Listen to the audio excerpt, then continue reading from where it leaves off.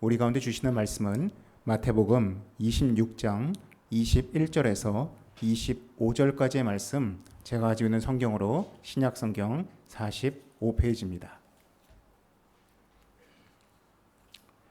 마태복음 26장 21절에서 25절까지의 말씀입니다.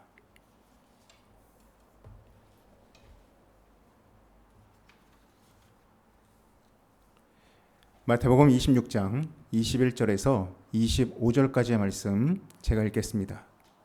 그들이 먹을 때 이르시되 내가 진실로 너희에게 이르노니 너희 중의 한 사람이 나를 팔리라 하시니 그들이 몹시 근심하여 각각 여짜오되 주여 나는 아니지요. 대답하여 이르시되 나와 함께 그릇에 손을 넣는 그가 나를 팔리라. 인자는 자기에 대하여 기록된 대로 가거니와 인자를 파는 그 사람에게는 화가 있으리로다. 그 사람은 차라리 태어나지 아니하였더라면 제게 좋을 뻔하였느니라. 예수를 파는 유다가 대답하여 이르되 랍비여 나는 아니지요. 대답하시되 내가 말하였도다 하시니라. 아멘. 오늘은 배신자와 수제자의 차이라는 제목으로 같이 말씀을 나누도록 하겠습니다. 1974년도에 서울에서 한 일란성 쌍둥이 자매가 태어났습니다. 그들이 2살이 되었을 때 할머니가 그 쌍둥이를 데리고 서울에 있는 남대문 시장으로 외출을 나갔습니다. 근데 동생을 할머니가 잃어버렸습니다. 길을 잃은 아이가 아이를 찾기 위해서 온 가족들이 나섰지만은 아이를 찾을 수가 없었습니다. 시간이 지나 보니 그 길을 잃은 아이는 60km 떨어진 수원의 한 병원에서 발견이 되었습니다. 아무리 수소문을 하여도 결국 부모를 찾지 못하여서 이 2살짜리 여자아이를 결국은 홀트 아동 복지회에서 미국으로 입양을 보냈습니다. 한국의 가족들은 잃어버린 아이를 찾기 위해서 아침마당을 포함해서 수많은 텔레비전에 출연하여서 아이를 찾으려고 노력을 했습니다. 하지만 헛수고였습니다. 아이를 잃어버린 지 그로부터 40년이 지났습니다. 2016년이 된 것입니다. 2016년 이 아이가 이제는 42살이 되었을 때 미국에 있던 아이가 한국에 방문하여서 자신의 유전자를 등록했다고 합니다. 그리고 한국에 있던 가족들도 그로부터 1년 후에 자신의 유전자들도 그 병원에 한국에다가 국가기관에 등록을 했습니다. 그리고 등록을 한 지 5년 후가 지나서 2020년도에 국과수에서 발표를 하였습니다. 그 미국에 입양된 아이랑 한국에 있던 그 부모의 유전자가 정확하게 일치한다고 발표를 한 것입니다. 그리고 지난 코로나 때 비대면으로 그 잃어버린 그 둘째 쌍둥이 동생과 나머지 가족들이 만나는 그 장면이 우리나라 방송에서 한번 탄 적이 있습니다. 이 소식에 많은 사람들이 관심을 가졌는데 특별히 누가 관심을 가졌느냐? 국민대 교수와 그리고 미국에 있는 캘리포니아 주립대 교수들이 관심을 가졌습니다.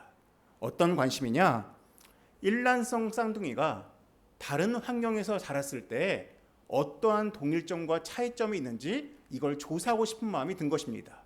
왜냐 사실 일란성 쌍둥이가 이렇게 어렸을 때부터 완전히 다른 환경에서 자라는 것을 발견하기가 쉽지가 않습니다.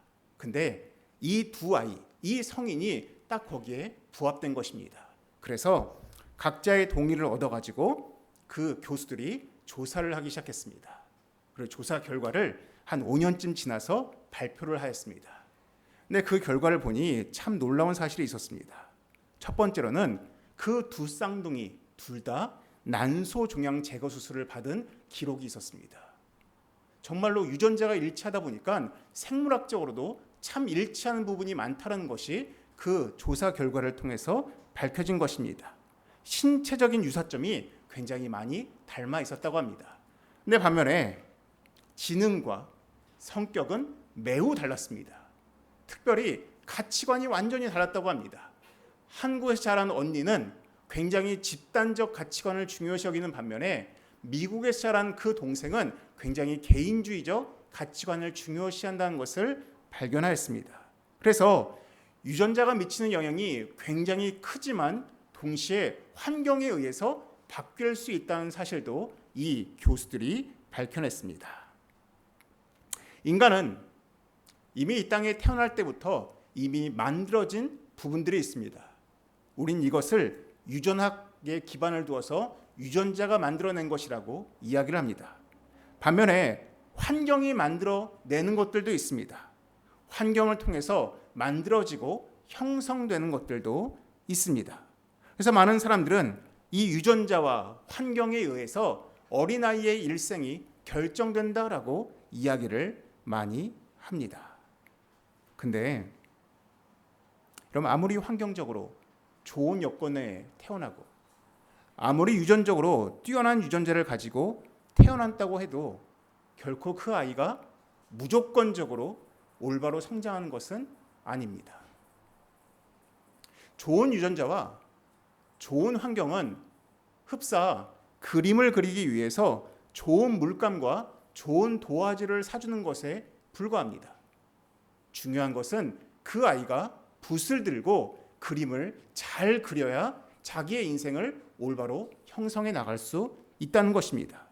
가장 중요한 것은 그 아이가 앞으로 향후에 결정하고 선택하는 그 일련의 과정들이 중요한 것이지, 아무리 유전적으로 아무리 환경적으로 우월하다 할지라도 그 아이가 성장해 가면서 잘못 선택하고 잘못 결정하면은 아무것도 유의미한 것들이 없다는 것입니다. 그러한 관점에서 아무리 부모가 요즘 소위 말하는 삼성전자나 한인스 주식을 많이 사준다 할지라도, 아무리 강남의 좋은 아파트를 유산으로 넘겨준다 할지라도 그 아이가 지혜가 없으면, 또한 올바로 성장하지 못한다면 아무 유익함이 없다라는 것입니다.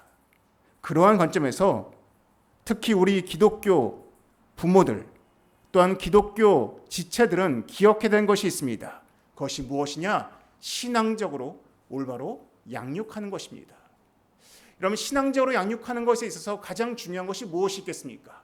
아이를 앉혀놓고 얘야 말씀 좀 읽자, 얘야 가정 예배 드리자, 얘야 무엇 하자라고 인도하는 것, 그것이 중요할 수도 있습니다. 근데 더 중요한 게 있습니다. 그것이 무엇입니까? 바로 본을 보이는 것입니다. 아무리 부모가 말로 교육을 한다 할지라도 부모의 삶이 그 교육의 내용과 일치하지 않으면, 좋은 본이 되지 못한다면 좋은 교육을 만들어낼 수 없습니다. 우리 교회 지체 가운데도 선생님 두 분이 계시는데, 두 선생님이 수업 시간에 아무리 많은 것들을 이야기한다 할지라도 정작 좋은 본이 되지 못한다면 좋은 교육을 이끌어낼 수 없을 것입니다. 이건 저 또한 마찬가지일 것입니다. 아무리 제가 주일날 좋은 말씀을 전한다 할지라도 제 삶이 그것을 증거하지 못한다면 얼마나 제 가르침이 무의미한 것처럼 느껴지시겠습니까? 이건 여러분들 모두가 마찬가지입니다. 여러분들의 직장 내에서, 가정 내에서, 혹은 친구와 친구 간의 관계에서 여러분들이 믿는 자로서 좋은 모델이 되지 못한다면 여러분들의 모든 가르침들은 다 무의미하게 작동될 수밖에 없다라는 것입니다.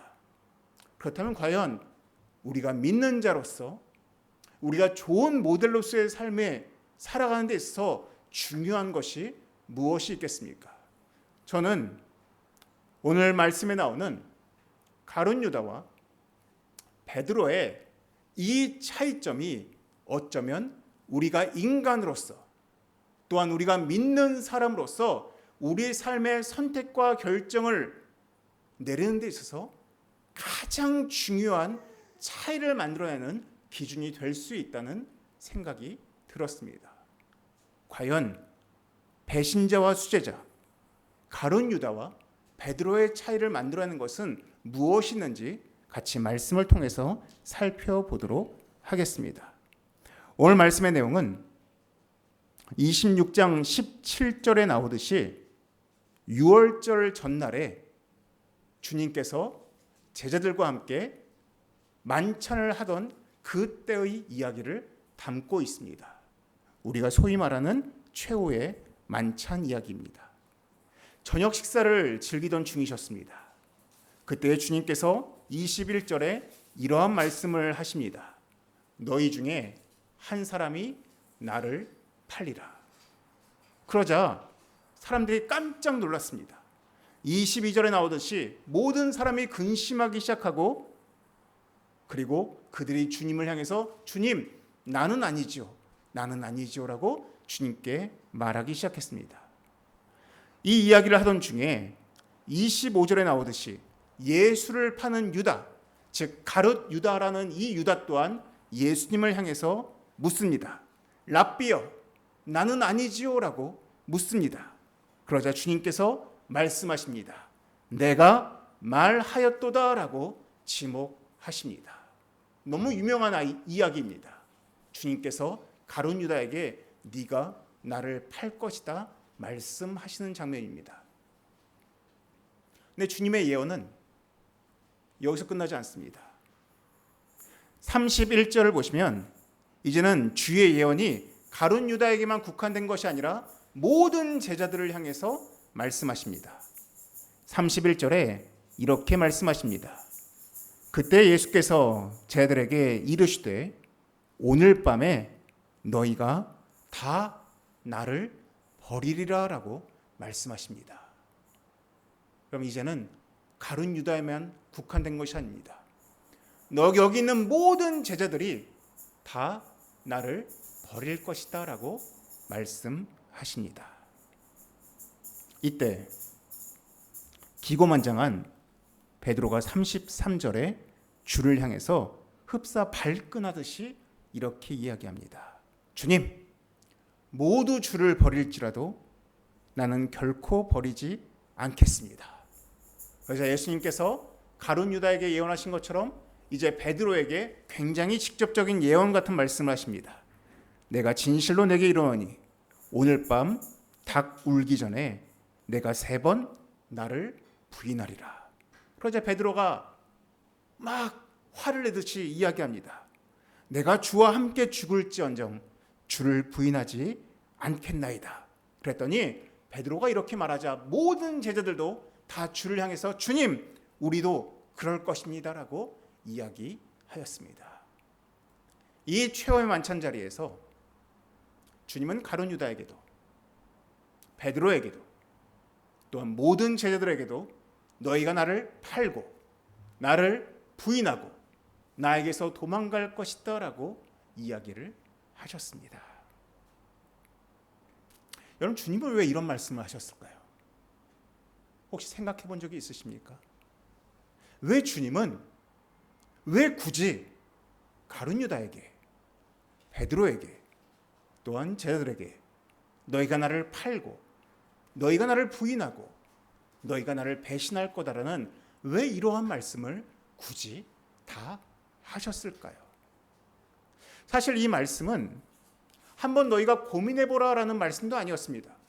너희가 그렇게 할 것이다라는 말씀이었습니다. 여러분, 주님께서 너희가 이렇게 할 것이다라고 말씀하시는데 그것이 안 이루어질 수가 있겠습니까? 그렇다면 이미 이 일들은 분명히 일어날 것이라는 것을 전제로 하고 있는 것입니다. 근데 왜 주님은 왜 이런 말씀을 하셨냐는 것입니다. 주님께서 이 말씀을 하신 후에 주님께서 겟세마네 동산으로 기도하러 가셨습니다. 그리고 그 다음 사건이 벌어집니다. 26장 48절과 49절 말씀을 보시면은 예수를 파는 자가 그들에게 군호를 짜 이르되 내가 입 맞추는 자가 그이니 그를 잡으라라고 이야기합니다. 곧 예수께 나와 랍비여 안녕하시옵니까 하고 입을 맞춥니다. 예수를 파는 자 바로 가룟 유다가 군사를 이끌고 주님께 나아가서 주님께 배반의 입맞춤을 합니다. 그리고 랍비여 안녕하십니까 라는 정말로 이로 말할 수 없는 말로 주님을 팔고 있습니다. 근데 이 예언은 가룟 유다에게서만 성취된 것이 아니었습니다. 56절을 보십시오. 56절에 보시면 후반부에 이런 말씀이 있습니다. 제자들이 다 예수를 버리고 도망하니라 라고 되어 있습니다.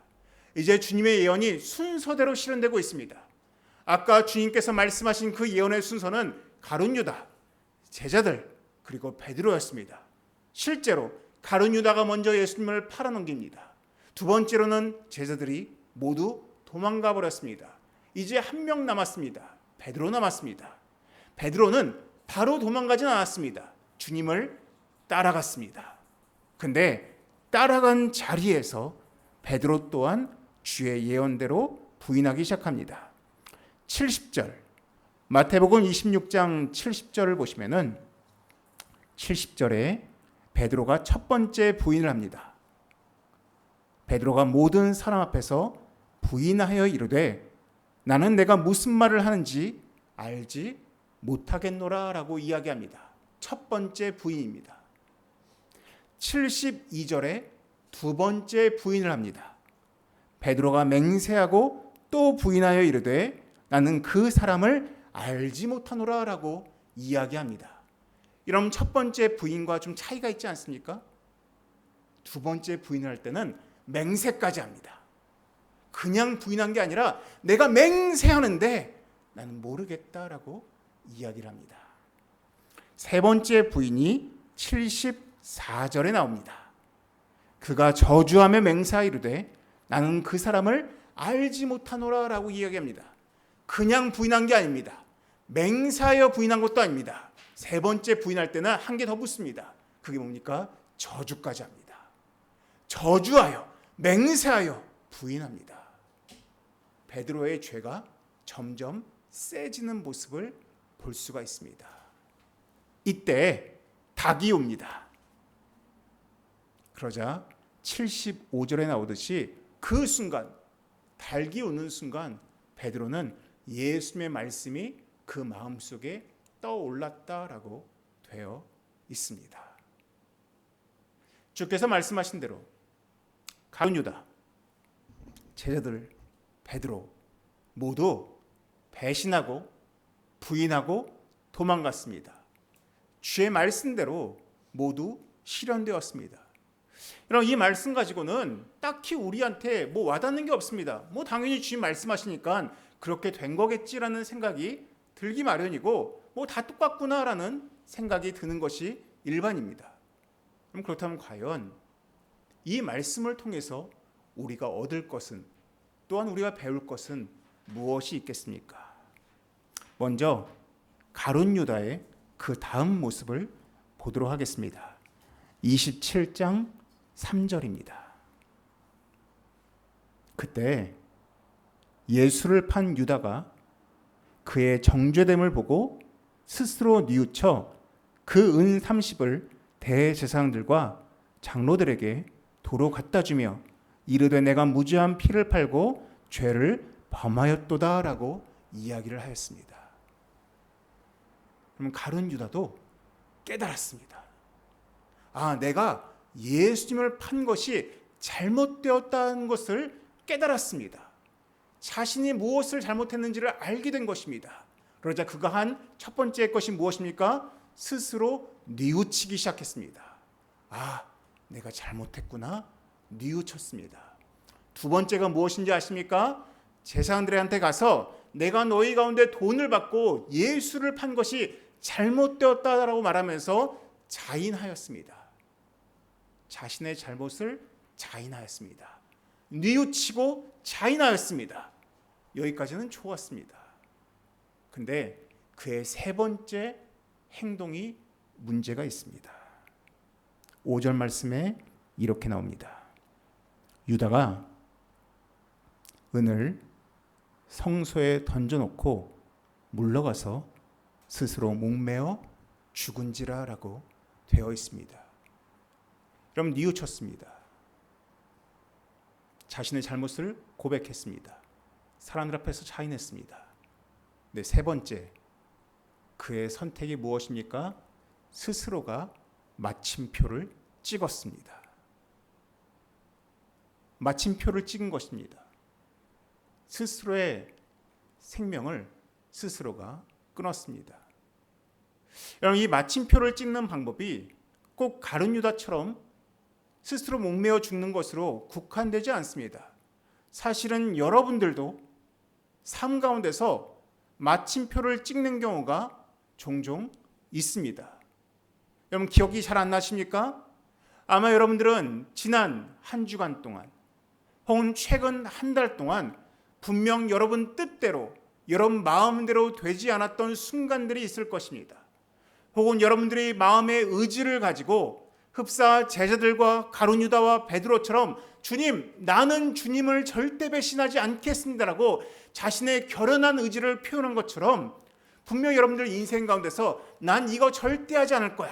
난 저거 절대 하지 않을 거야. 나는 내 의지를 가지고 바꿀 수 있어라고 말한 많은 것들이 있었지만은 그 뜻대로 의지대로 되지 않았던 순간들이 있었을 것입니다. 아마 그때 여러분들은 무엇이라 고백하였습니까? 아, 그래, 괜찮아. 난 다시 한번 마음 먹으면 될 거야 라고 이야기하셨습니까? 아니면 다 끝났어. 역시 난 안 돼. 역시 내 머리 가지고는, 내 이 연약한 의지 가지고는, 내 이러한 환경 가지고는 난 절대로 바꿀 수가 없어라고 생각하면서 그냥 난 안 되겠다. 다 끝났어라고 스스로의 인생 가운데, 스스로의 행동 가운데 마침표를 찍지는 않으셨냐는 것입니다. 가룟 유다는 스스로 안 된다 여기고 그냥 마침표를 찍어버린 것입니다. 난 끝났다라고 그의 행동으로 보여주고 있는 것입니다. 그럼 이러한 선택이 우리의 변화를 막는 가장 걸림돌입니다. 우리가 무언가 변화하려고 애를 쓰고, 우리가 우리의 삶을 바꾸려 애를 쓰고, 우리가 더 나은 삶을 살려고 애를 쓰는 중에 우리는 가룟 유다처럼, 베드로처럼, 제자들처럼 우리의 의지를 아무리 마음먹어도 안 되는 순간들을 맞이할 때가 있습니다. 아무리 결심을 하고 결정을 하여도 또다시 넘어질 때가 있습니다. 근데 그 순간 내가 인위적으로 마침표를 찍어버리면 더 이상 변화의 순간으로 나아갈 수 없게 만드는 것입니다.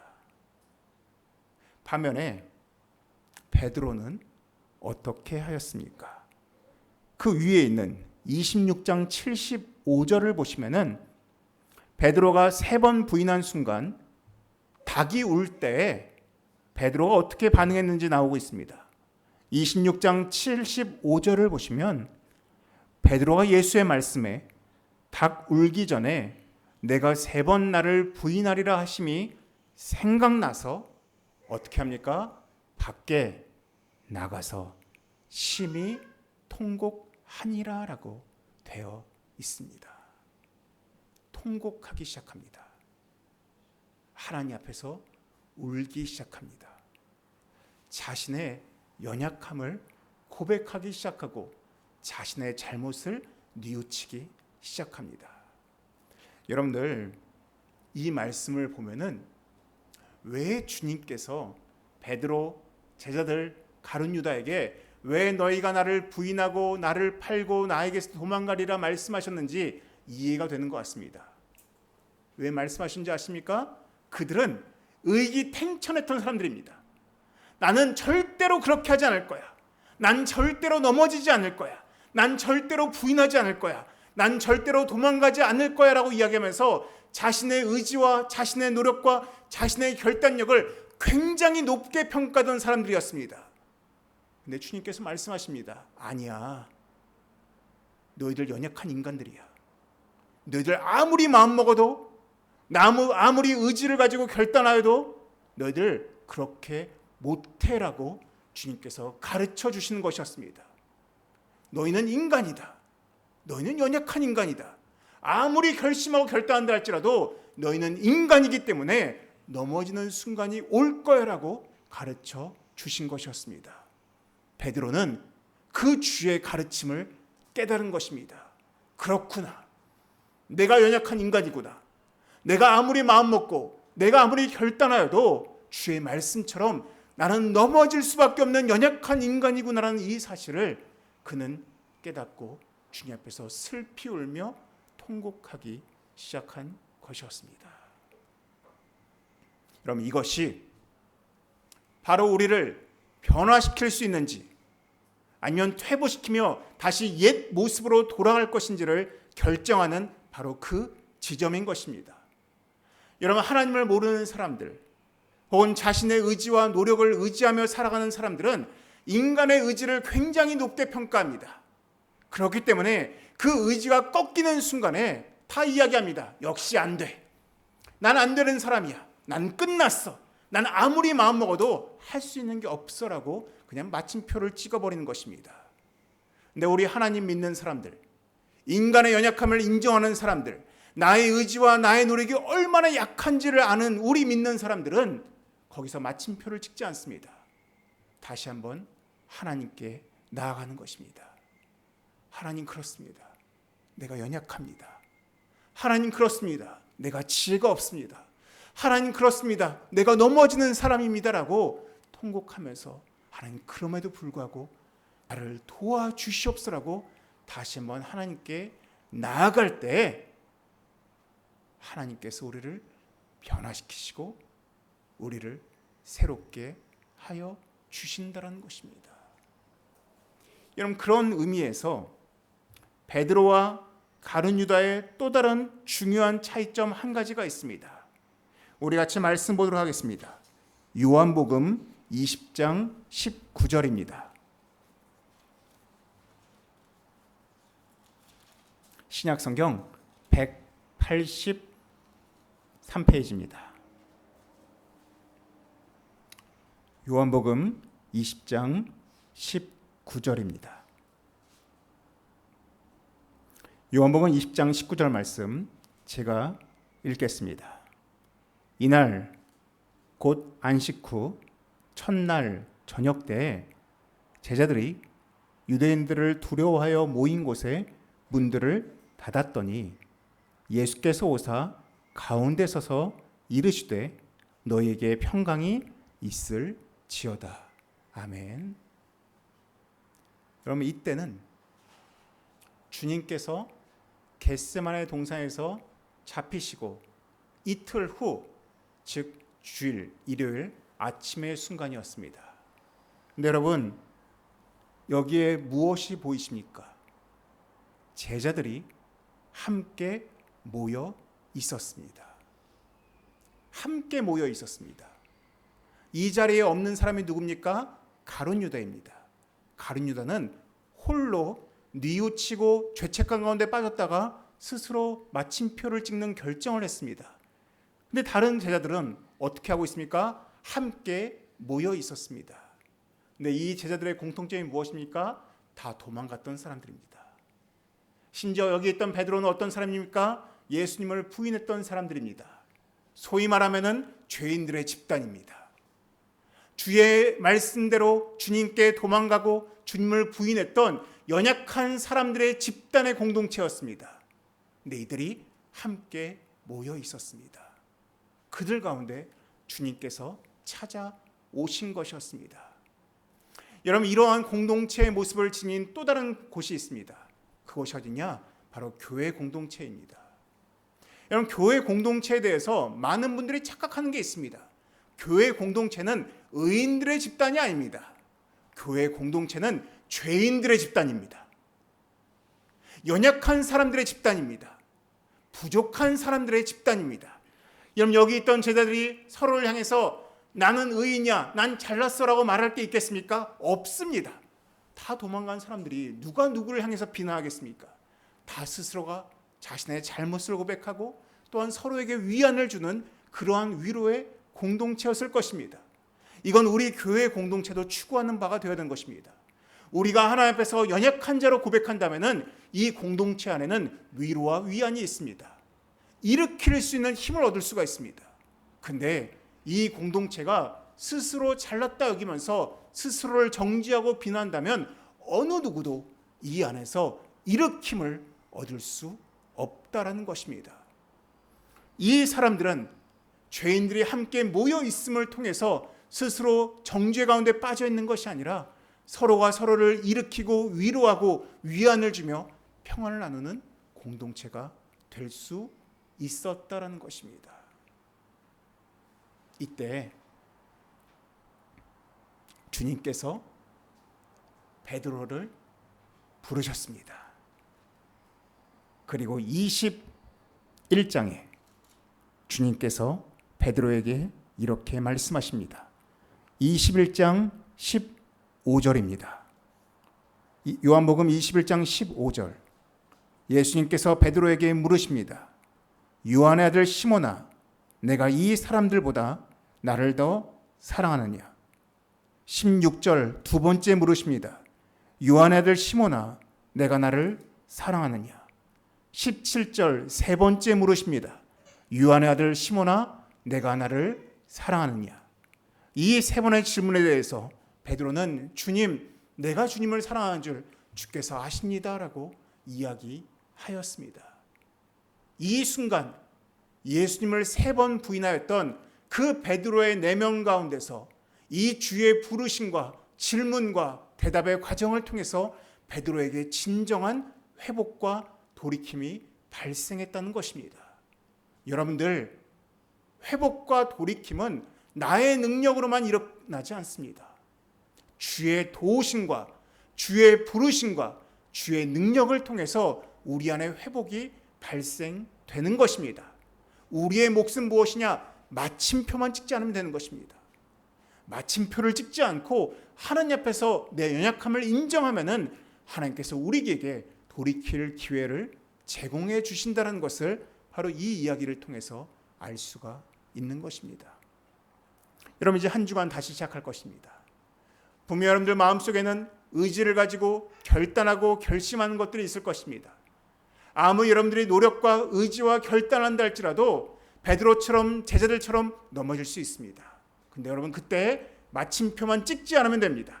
그때 하나님 앞에서 통곡하고 돌이키고 기다리시면 됩니다. 그러면 하나님께서 다시 한번 여러분들을 일으키시고 회복할 기회를 주실 것이라는 이 사실을 믿으실 수 있는 여러분 되시기를 주님의 이름으로 축원합니다. 기도하시겠습니다. 사랑이 많으신 하나님 아버지, 하나님, 우리가 인생을 살면서 우리가 참으로 하나님 앞에서 마음을 먹고 의지를 가지고 결단하여도 우리가 무너질 때 하나님, 난 다 끝났어, 난 역시 안 되는 존재야라고 말하면서 마침표를 찍는 인생이 아니라 하나님께 나아가서 하나님, 그렇습니다, 내가 참으로 연약한 인간이지만 나를 도와주시옵소서라고 주께 회복의 기회를 구할 수 있는 우리가 될 수 있도록 하나님 도와주시옵소서. 이 모든 말씀 예수님의 이름으로 기도드립니다. 아멘.